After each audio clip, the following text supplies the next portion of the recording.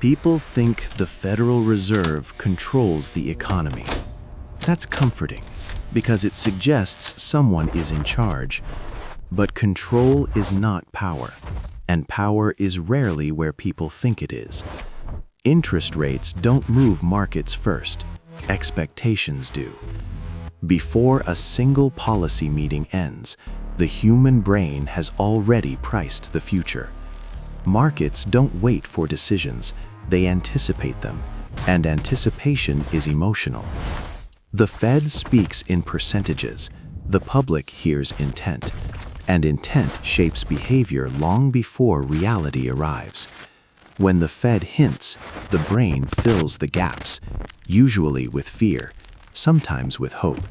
Either way, behavior changes immediately. That's why expectations are dangerous.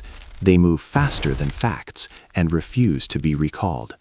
You can reverse a rate hike, you cannot easily reverse belief, because belief settles deeper than logic. I've watched markets ignore data and follow sentiment instead. That's not irrational, that's human. The Fed doesn't control spending, people do, and people don't respond to policy, they respond to stories about policy. A rumor can tighten financial conditions before a single rate is changed. Silence can move markets more violently than announcements. This is why central banking feels theatrical, because the audience matters more than the script. Forward guidance is not guidance, it's psychological priming.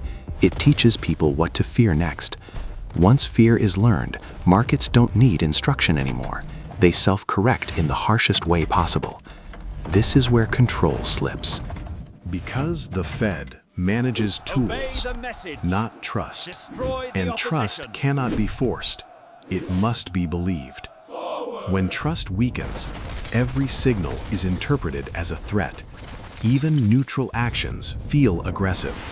That's when volatility becomes psychological, not financial. Numbers stabilize, minds don't. This is why markets overreact.